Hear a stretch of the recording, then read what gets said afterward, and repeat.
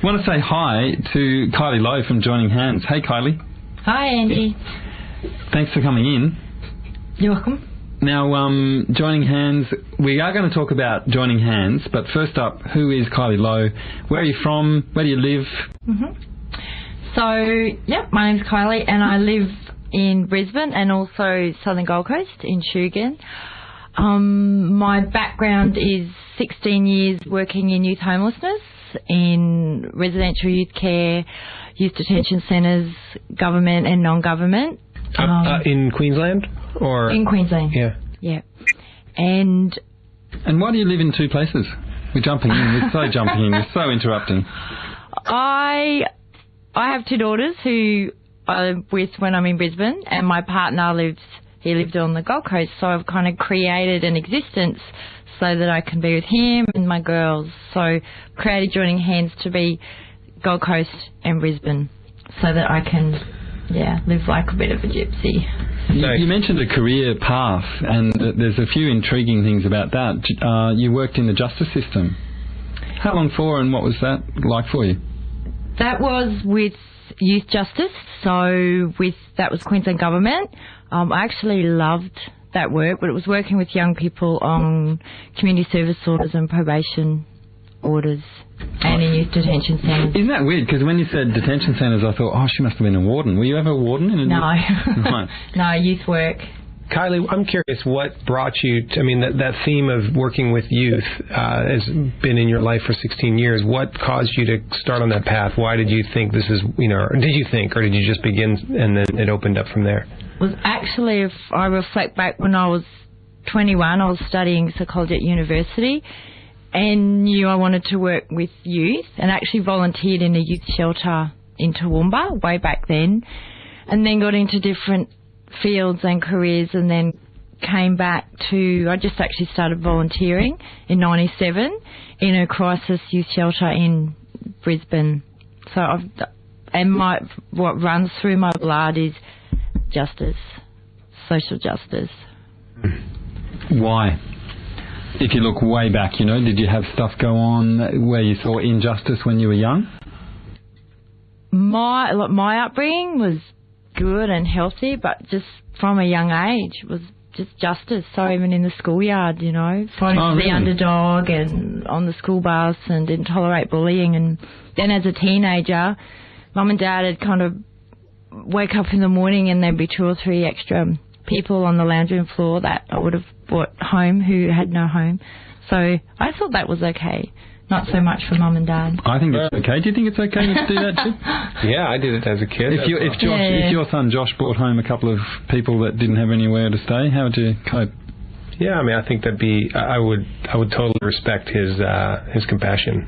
I've seen compassion pour out of Josh a few times in ways that surprised me, and definitely kind of broke my boundaries of what I thought was normal or whatever, but it moved me at all those times. So it was with you from a young age, clearly, like in your DNA, and just expressing itself in different ways. What was the transition for you from bringing homeless peers home to the house as a teenager to actually doing work in that arena?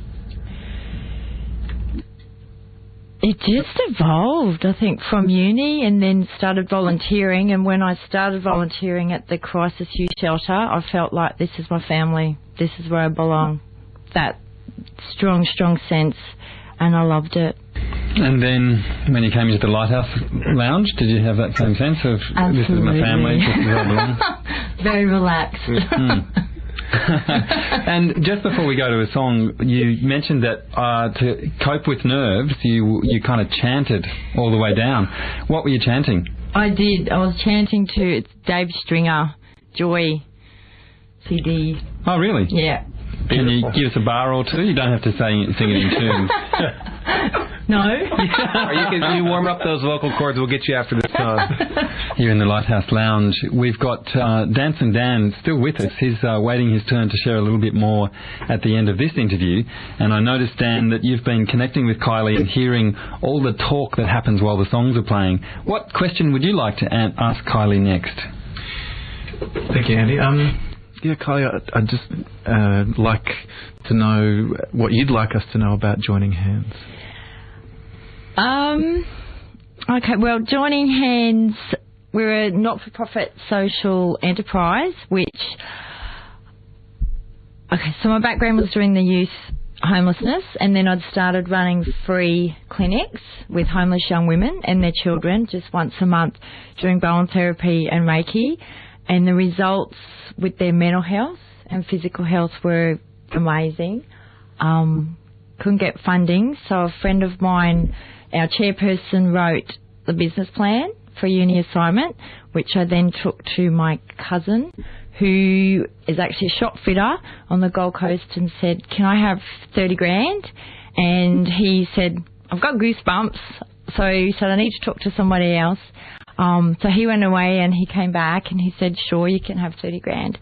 So we sat down and had our first planning day on January 28, 2000. Can I just jump in? Yeah. He got goosebumps because he loved the idea, right? Yes. Okay, please go on. Just wanted to check that.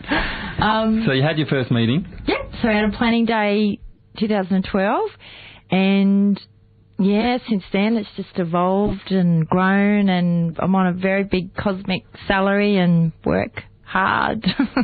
What's a cosmic salary? The cosmic salary is kind of like a universal salary, so not paid always in money, but paid with karma points. Absolutely.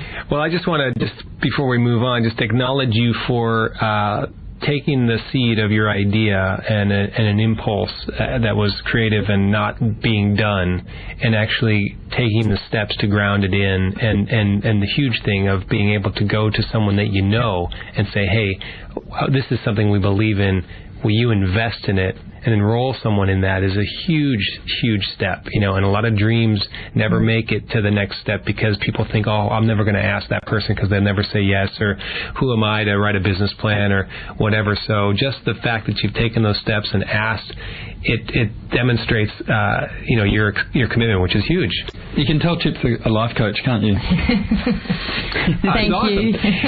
And what's cool with your cousin, getting the goosebumps, a really cool thing I heard the other day, or like 8 years ago, that accepting help is a gift to the giver.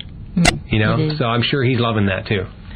And he said to me recently, he said the money that he's put in, he said the benefits that he's received far outweigh anything else, and he's loving.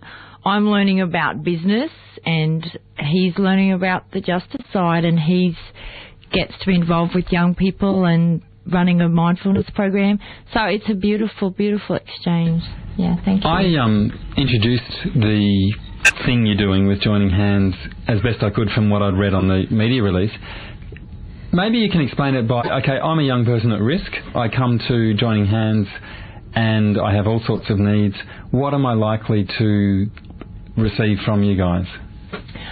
So at the moment, as I said, we run 2 free 3-hour monthly clinics, and at the moment that's me mainly doing that, and I'm just using bone therapy and Reiki, so body work and energy work, depending on the number of young people that turn up, depends on the length of treatment. Are you the practitioner, or do you have bodywork and Reiki practitioners come in? I'm the practitioner as well. Yeah, wow. I'll do everything. And how many people normally come? What happens on a given day? In Brisbane, because I've been doing the clinic there for 4 years, sometimes up to 12, 13 young women will come, and it runs alongside a self-care group that the Young Women's Service runs. Gold Coast Youth Service. And age? Generally 15, 16 up to 25, and then kids. Gold Coast?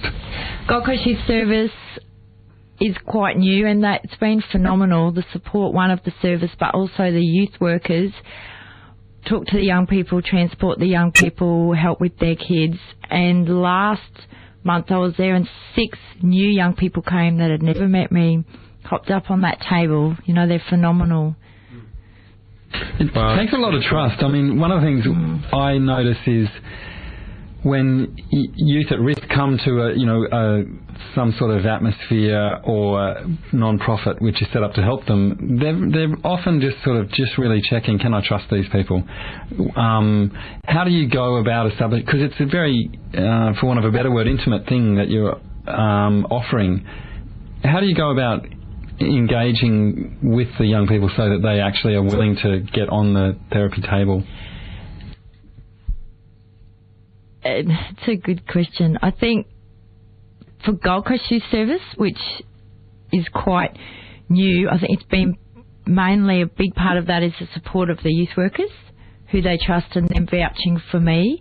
And because I've got 16 years experience in frontline with vulnerable youth, that then gives you some kind of cred, one with staff, and I know how to build rapport with young people and kind of quickly, and having done crisis work with up to 8 young people and you're the only worker.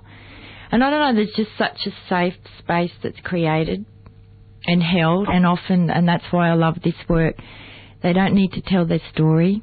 Again, they can hop on the table, their body can tell me that story, so I'm working with the body, and often they hop on the table, they don't speak, they just can let go. It's beautiful. Such a relief, isn't it? So you go, Chip. We can rock, paper, scissors. I was going to say, it must be such a real gift to them not to have to explain themselves, not to have to justify themselves, not to be right or wrong, or, and just the whole narrative, the whole talk, yeah. But just to be held in that space must be incredibly profound for the people. It is, and last time I was at Gold Coast Youth Service, there was one young man, and he'd hopped on the table, and he didn't say anything, and then at the end I was just cradling his head and just giving him Reiki, and he started sobbing, and I just let that be, and he sat up and he looked at me and he said, "What was that?" And I said, "That's Reiki." I said, "It's universal life force energy." I said, "That's unconditional love and light." And he looked at me and he said, "Oh," he said, "no wonder." He said, "I've never been held like that in my whole life." So I cried. He said, "Can I have a hug?" And we had a hug. And that's the beautiful thing with this work. This is who I am more so than the counselling role was. It can... transcends language. It does. and I want to thank you for bringing that universal light here into the studio, because just in that story I feel touched. And lastly, before we say farewell, what's the way to get in touch online to find out more? So, our website's www.joininghands.org.au, and how you can support us, because how we make, as a social enterprise, we've got 5 products, so the income we make, that's how we feed back in. And we've got a retreat coming up, which is going to be held at Gunnerbah Retreat Centre from Friday the 25th of October through to the 27th of October. And if you give that gift to yourself and attend that retreat, that's also giving back to community. And that retreat, there'll be Nia dance with 2 local teachers from Ocean Shores, and meditation, yoga, and local Gold Coast band, the Lamplights, are donating their time to run music workshops and a house concert. Beautiful. So it's a retreat for adults to go and experience Nia and the meditative arts, but their tuition for the retreat goes into supporting Joining Hands. Yeah. Lovely. Enabling the at-risk youth who can't pay for those sort of services to get them free. Very cool. Okay, nicely summed up. Thank you so much for coming in, and I really, once again, just want to acknowledge that light that you have brought into the Shire through coming on the wireless.